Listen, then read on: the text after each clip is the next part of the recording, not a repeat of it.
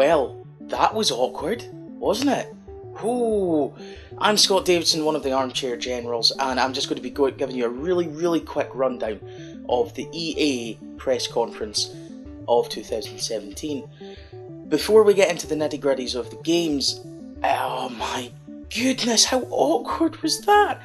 Every time they made a joke, they were expecting someone to applaud or to laugh, and no one did. It was the quietest crowd of people ever.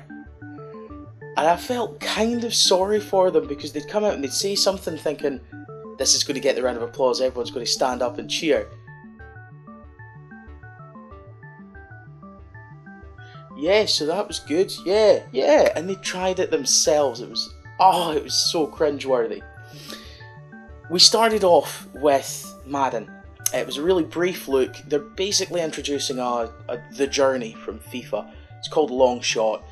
We don't know that much about it at the moment, but it's probably just going to be like the journey from FIFA. The journey is returning. Alex Hunter is going to be coming back for a second season, so, you know, more the journey. They then spent a fair amount of time talking about Battlefield 1, the extra content they're going to be bringing out. So they're going to have a new 8 maps, there's going to be night maps. The Russian army is going to be making an appearance, which is always a positive, always a bonus. The Women's Battalion of Death is going to be playable. But the add-on is known as In the Name of the Tsar, and it does sound like it's coming with a fair amount of content. So if you're a Battlefield 1 fan, that's something you're probably going to want to keep an eye on. As always with EA, they're going to be trying more competitive stuff. They're hosting more competitions, making it easier for people to get involved. The standard EA stuff that we kind of all expect. There was a game that it has me really interested. A Way Out, made by Hazelight Studios. It's part of the EA Originals program where they're funding really small developers. And it looks really cool. It looks to be a sort of prison escape sort of setting. You and always another player. It can only be played co-op. It's always split screen, even if it's online. I like that. A nice little touch means that even if you're playing it online, you can still see the other half of the screen, you know, is what the other person's doing. It looks quite good. There was some humour in it, but I think there's maybe going to be quite a hard-hitting story as well. That's one to definitely keep an eye out for, and it's going to be coming next year, so keep it up, guys. We're getting another Need for Speed game, because people love Need for Speed. It's Need for Speed Payback. There's going to be 3 playable characters. There's still a story mode, there's still a sort of campaign, if you will.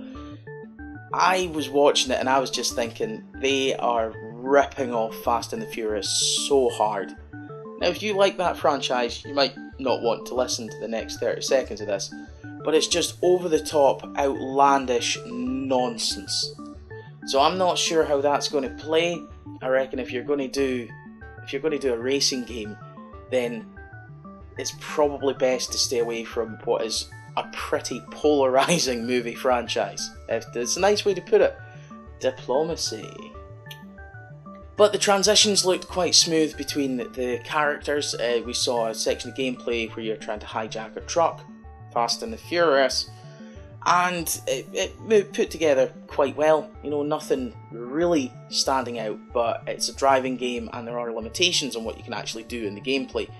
But if you are a fan of Need for Speed, worth a look, I suppose.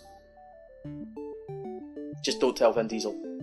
We then got a teaser trailer, really short teaser trailer for a new BioWare IP called Anthem. The aesthetic of it was kind of Titanfall-esque, I would say. There was also a sort of fair hint of Destiny from the trailer, but we've not seen any gameplay. Expect more at the Microsoft conference, where they're going to be showing it off a little bit. Yeah, show it off, BioWare. Show it good.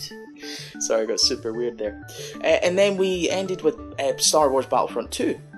We saw a ton of gameplay from the multiplayer modes. We know that there is of course going to be a campaign. This came out before. You're going to be able to play over the 3 eras with a bunch of heroes. We're still not entirely sure on what is going to be included in the overall game. We know that skirmishes are returning, so there will be a co-op element. There's going to be obviously the online multiplayer and the single player. We did see some space combat, but we don't know if it's a Squadron Assault set in space or if it's going back to the sort of original Battlefront 2, which was a great game. And if you don't like it, well, you really need to have a word with yourself. Just sit down and... I'm not mad, I'm just disappointed. So we saw a bunch of multiplayer gameplay. It looked quite good. The game was in sort of 3 stages, where it went from big open vehicular warfare down to a small enclosed space where it was just an absolute slaughterhouse. It's something that I think it looks good, and I think the dynamic play there, the change of the overall tactics as you progress, I think is maybe going to stand them in good stead. But we will of course see more of this before release. There were moments of greatness in there. I think A Way Out looks fantastic. I really am interested in seeing more about that. And, you know, Battlefront, yeah, pretty good. And I'm intrigued about this new IP, Anthem. But really groundbreaking. So, I guess we're just going to have to wait and see. Oh, and of course there was NBA, but, you know, NBA.